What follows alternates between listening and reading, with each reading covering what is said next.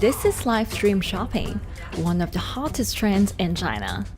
Every night, tens of millions of people watch live shows hosted by influencers like Via and buy the products they recommend. On e-commerce and social apps like Taobao and Douyin, the sister app of TikTok. 我觉得已经改变了大家的购物的方式。其实各种各样的产品，哪怕你不买，你也可以来看。当然，你看了，你就有可能会买。It's not about, only shopping. It's about the experience. It's about having fun. You got to see 3D. You got to see in some kind of action. It's almost like a theater act. The internet craze has taken over China. By the end of 2020, the country had almost 400 million live stream shopping users. China's live stream e-commerce market has also grown dramatically, with an estimated value of $161 billion in 2020. It's becoming popular outside China as well. So, is live streaming the future of shopping?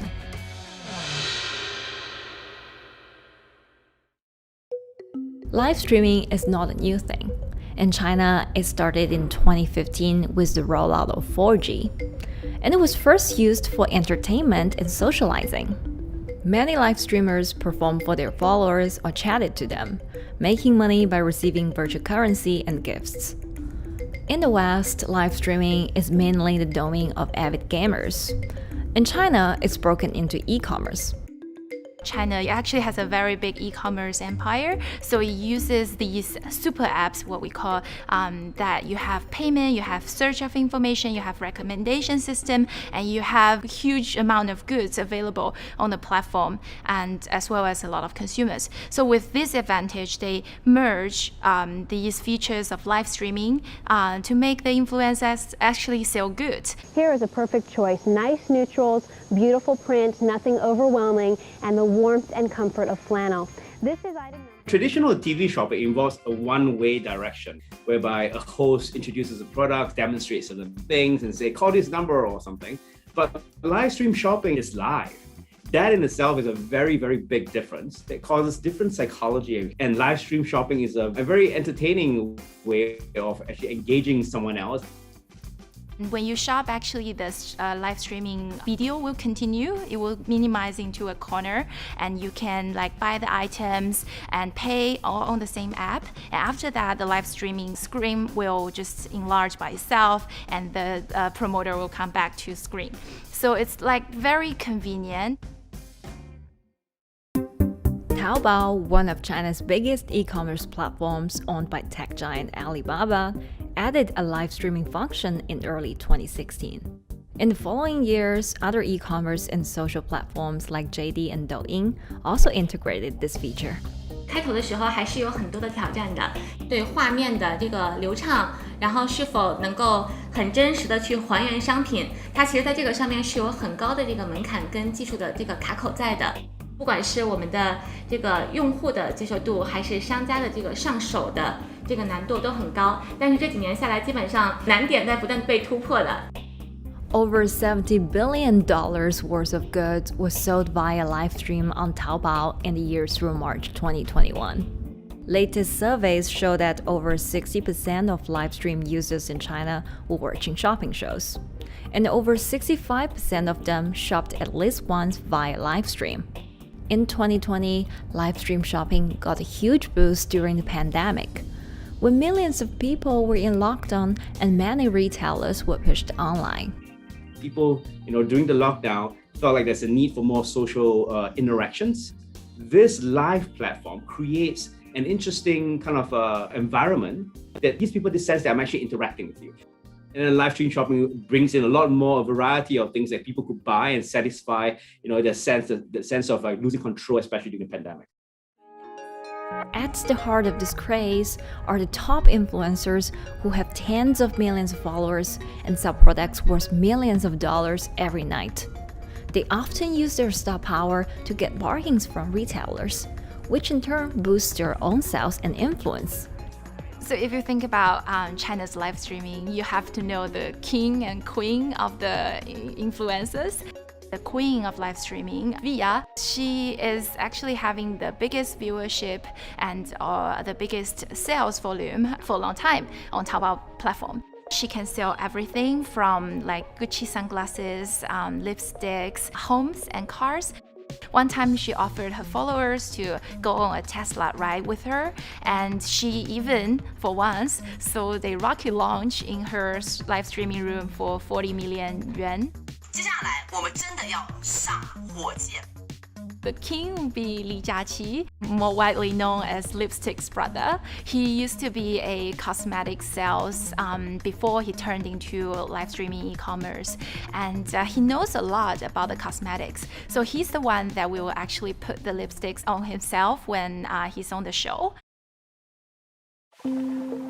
Top live streamers like Via and Li Jiaqi have become celebrities in China and can earn millions of dollars a year. Although not everyone can be as popular, mid-ranking live streamers like Tiffany still earn a good income through sales commissions. 如果说单从收入方面来讲的话，那主播的收入是比普通的工作要高很多。但是呢，主播这个工作时刻对身体，包括对精神都有很大的一个考验的。就是每天需要集中精力，然后长达5-6个小时，这种状态是很累的。而且这5-6个小时的话，你是脑子是不停的，然后嘴巴是不停的，然后手也是不停的，眼睛也是不停的。像我们做主播，不是说单一的只做直播一件事情，然后还会有选品的一些工作，然后还会有一些其他的事情排在里面，其实是没有个人生活的。那我觉得增强粉丝影响力的话，不是说某一件事情。可能今天做了什么事情你就增大了影响力，而是每天不断的内容的输出，粉丝不断的可能对你的了解，慢慢的信任你。里面有芝麻酱的味道，如果吃不习惯的话就慎买。A lot of successful live streamers are generally very good at communication. They're very good at articulating very simply what a product does, what a product doesn't do. In order for them to sell, they need to be trustworthy and appear trustworthy, and they need to, show in some ways that they're authentic, right? So for Via and Li Jiaqi, they are able to articulate that quite a bit through their body language, through what they say. For example, Li Jiaqi will also sometimes say bad things about certain products because to him, that's his honest opinion, and sometimes people want to hear that. And so they seem very credible, they seem very trustworthy, and don't forget, they're also very entertaining and very interesting. If you're familiar with Li Jiaqi, he won a Guinness record for like the most lipstick applications to models in like 30 seconds. So if you're able to create a lot of buzz with interesting things that you do, people who may not want to buy lipsticks will also stream in just to watch what he does. And then from there, you might get hooked. 这就是一般女生出门的时候涂的口红的颜色。Live streamers also use sales techniques such as limited time or supply. This sense of scarcity can often encourage viewers to buy. The platform in itself creates and enhances some of these things because you see it live. Something we call social proof has taken over, meaning that, hey, other people are interested, other people are joining in, other people want the same product. And they add it in the chat and they ask questions and they say, oh, I want this too. What happens then? It makes the whole product even more scarce. But it's not just influencers. Local farmers, luxury brands, even mutual funds have also started their own live stream shows. Working with very top tier live streamers can be risky. It's not necessary that the benefits will end up with the brand. So we see company executives opening their own shows, and we see like P&G have their own sales room which runs shows every day as well. We also have like local governors in like small towns to sell their agricultural products. So the live streaming is definitely transformed the way product owners can think about how to reach their consumers, and it enables a lot of players to actually sell. And live stream shopping is going global. Merchants in Southeast Asia have embraced this trend. And in the West, Amazon has upgraded its live streaming function, adding interactive features like chat rooms. Companies, including Google and Facebook, are also developing and investing in technologies to integrate video and e-commerce. 直播电商它其实已经开始成为主流，它未来的发展空间跟潜力都是巨大的。接下来大家会越来越依赖这种购物方式，会变成一个比较日常化、比较规范化的这么一个趋势。If you look at the numbers alone, their numbers alone, Li Jiaxi's numbers or Via's numbers, you know that they can sell and you know that they can generate revenue. Are they able to sustain it over a long period of time? It depends on how innovative they are at changing some of the things that they do. But you can't expect consumers one day turn into virtual shopping for good.